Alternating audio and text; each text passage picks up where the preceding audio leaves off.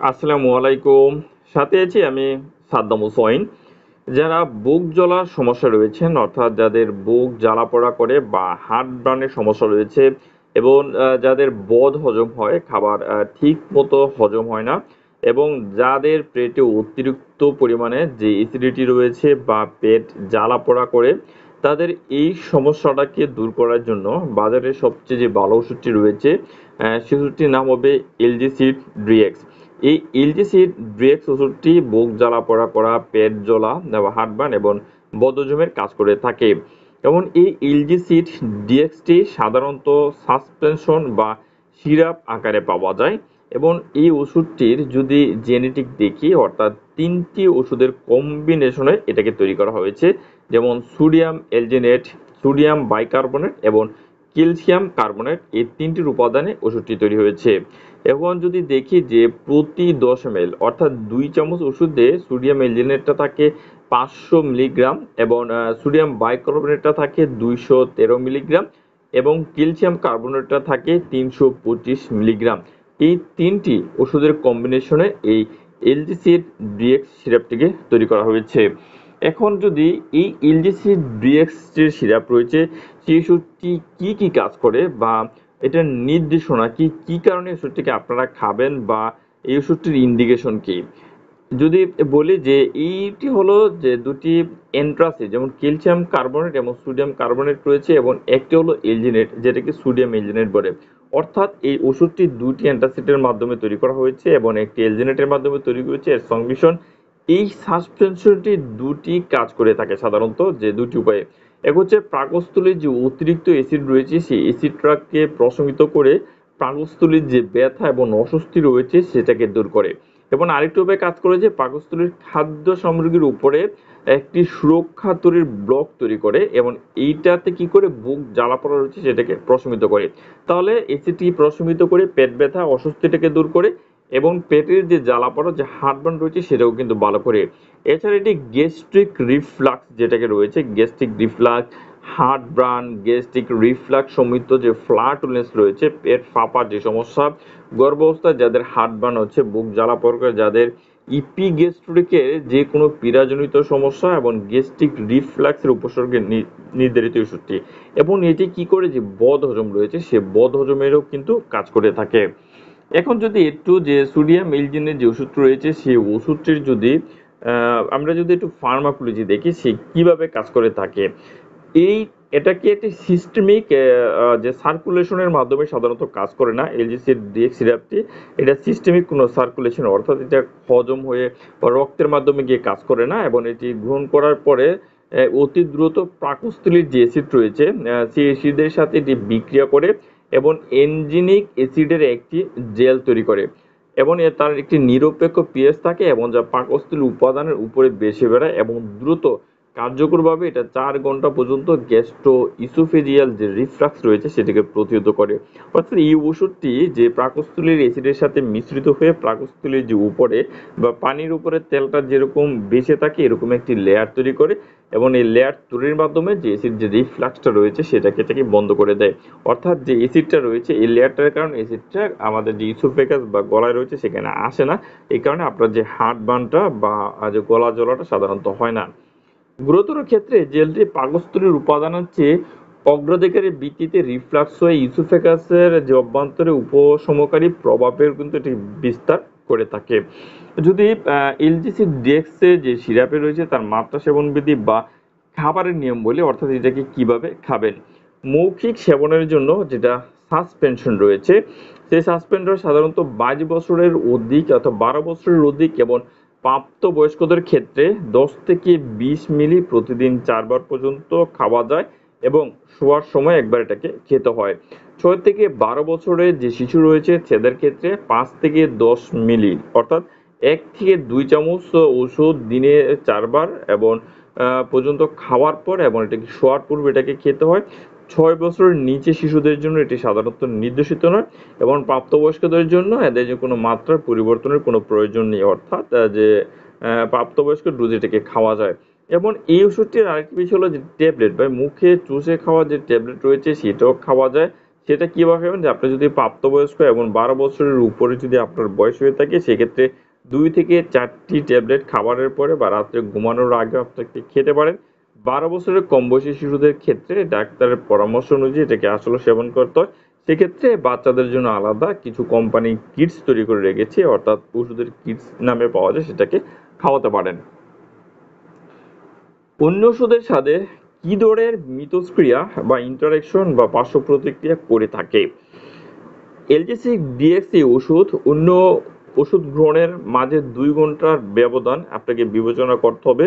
বিশেষ করে যদি আপনি টেট্রাসাইক্লিন, ডিগোক্সিন, তারপরে ফ্লুরোকুইনোলস, আয়রনের যে সল্ট রয়েছে, কিটোকোনাজল, নিউরোলেপটিক, থাইরয়েডের যে হরমোনজনিত ওষুধ যেটা থাইরক্স রয়েছে, পেনিসিলামাইন রয়েছে, বিটা ব্লকার যেমন এটিনোনলস, মেটোপ্রোডলস, প্রোপানোনল, গ্লুকোকর্টিকোস্টেট, ক্লোরোকুইন এবং বাইফসফেট বা যেটাকে ডাইফসফেনিস এবং আপনার যে এস্টামাস্ট্রিন রয়েছে, এই ওষুধগুলা সাধারণত খাওয়ার 2 ঘন্টা আগে বা 2 ঘন্টা পরে এলজিসির যে ওষুধ রয়েছে বা সাসপেনশন রয়েছে সেটাকে গ্রহণ করতে হয়।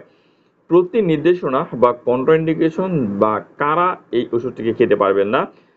এই এলজেসিড ব্রিএক্সের সিরাপে যে কোনো কার্যকরী উপাদান বা এর কোনো এক্সপেরিমেন্টের উপরে কারো যদি অতি সংবেদনশীলতা বা যদি হাইপার সেন্সিটিভ রিয়েকশন বা অ্যালার্জিক রিয়েকশন দেখা দেয় তারা এটাকে খেতে পারবেন না। পার্শ্ব প্রতিক্রিয়া, অ্যাডভার্স ইফেক্ট বা সাইড ইফেক্ট কি করতে পারে? ওষুধের কাঙ্ক্ষিত ফলাফল প্রাপ্তির সাথে কিন্তু পার্শ্ব প্রতিক্রিয়া আপনার প্রদর্শিত হতে পারে, যেমন কোষ্ঠকাঠিন্য, ফ্লাটুলেন্স হতে পারে, পাকস্থলীর খিঁচুনি অথবা ডিকুর তোলার সমস্যা হতে পারে। এ সকল ক্ষেত্রে চিকিৎসকের পরামর্শ আপনাকে অবশ্যই গ্রহণ করতে হবে। যদি অতি বেশি মাত্রায় গ্রহণ করেন সেক্ষেত্রে আপনার স্ফীত পাকস্থলী সংবেদিত হবে। এক্ষেত্রেও চিকিৎসকের সাথে অবশ্যই আপনাকে পরামর্শ করতে হবে। গর্ভাবস্থায় এবং স্তন্য দানকালে ওষুধটি খাওয়া যাবে কিনা? গর্ভাবস্থায় 500 এর অধিক গর্ভবতী মহিলাদের যে ক্লিনিক্যাল গবেষণা এবং বিপণন পরবর্তী প্রচুর তথ্য উপাত্তের অভিজ্ঞতা নির্দেশ করে যে কার্যকরী উপাদানের ত্রুটি অথবা নবজাতকের সম্পর্কিত বৃষ্টি এটা নেই। সুতরাং চিকিৎসার প্রয়োজন পড়লে গর্ভাবস্থায় ওষুধটিকে সেবন করা যাবে। স্তন্য দানকালে চিকিৎসা গ্রহণকারী মায়েদের বুকের দুধ গ্রহণকৃত নবজাতকের ক্ষেত্রে এর কার্যকরী উপাদানের কোনো প্রতিক্রিয়া সাধারণত নেই। বুকের দুধ প্রদানকালেও মায়েরা এই ওষুধ ব্যবহার করতে পারবেন, অর্থাৎ স্তন্যদানকালেও এটাকে খাওয়া যায়। ফার্টিলিটি চিকিৎসাপূর্বক গবেষণায় প্রকাশিত হয়েছে যে বংশ বিস্তারের উপর এর কোনো নেতিবাচক প্রভাব নাই, তাহলে এটাকে খুব সহজে আমরা খেতে পারতেছি। সতর্কতা কি দেখাতে হবে, কি ধরনের সতর্কতা আপনাকে অবলম্বন করতে হবে?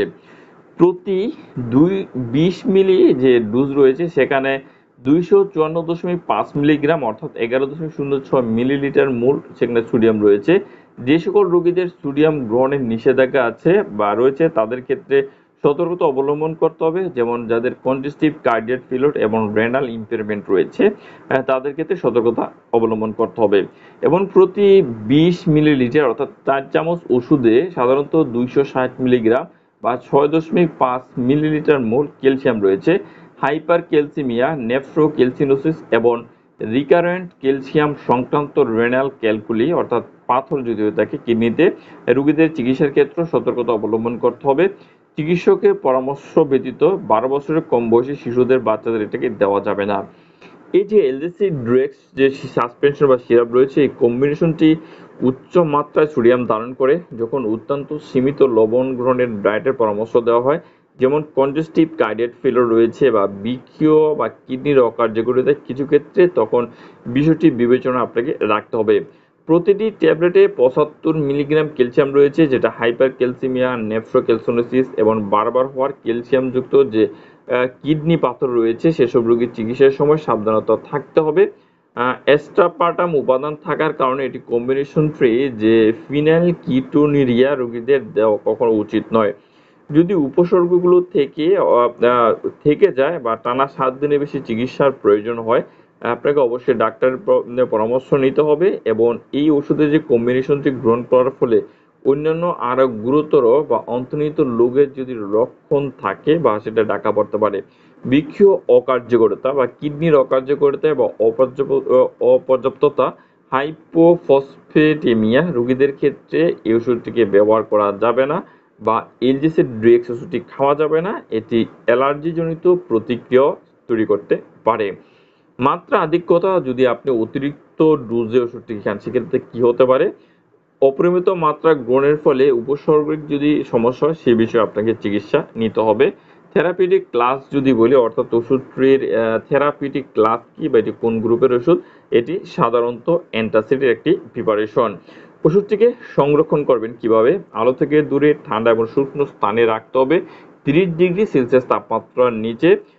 সকল ওষুধ অবশ্যই শিশুদের নাগালের বাইরে রাখতে হবে এবং একটি বিষয় খেয়াল রাখবে, এই সিরাপটি বা সাসপেনশনটি কখনো হিমায়িত করা যাবে না বা ফ্রিজে রাখা যাবে না। তাহলে এ ছিল যে এলজেসি ড্রিএক্স যে সিরাপ বা সাসপেনশন রয়েছে বা এলজেসি ড্রিএক্স যে ট্যাবলেট রয়েছে সেই ওষুধটি কিভাবে কাজ করে থাকে, ফার্মাকোলজি কি কি কারণে খাবেন, ওষুধটি খাওয়ার নিয়ম কি রয়েছে, কারা এটাকে খেতে পারবেন না বা এই ওষুধটি অন্য ওষুধের সাথে কোনো পার্শ্ব প্রতিক্রিয়া করে কিনা, ওষুধটির যে সতর্কতা রয়েছে, গর্ভাবস্থায় এটাকে খাওয়া যাবে না এবং অতিরিক্ত মাত্রায় খেলে আপনাকে কি ধরনের ব্যবস্থা গ্রহণ করতে হবে সেই বিষয়টি নিয়ে বিস্তারিত আলোচনা। যদি ভিডিওটি আপনার ভালো লাগে তাহলে অবশ্যই ভিডিওটিতে একটি লাইক করবেন, কমেন্টস করে আপনার মতামত দিতে পারেন বা প্রশ্ন করতে পারেন। আমি চেষ্টা করব আপনাদের প্রতিটি প্রশ্নের উত্তর দেওয়ার জন্য। পরবর্তী ভিডিও নিয়ে খুব শীঘ্রই ফিরে আসবো। সে পর্যন্ত ভালো থাকুন, সুস্থ থাকুন। আল্লাহ হাফেজ।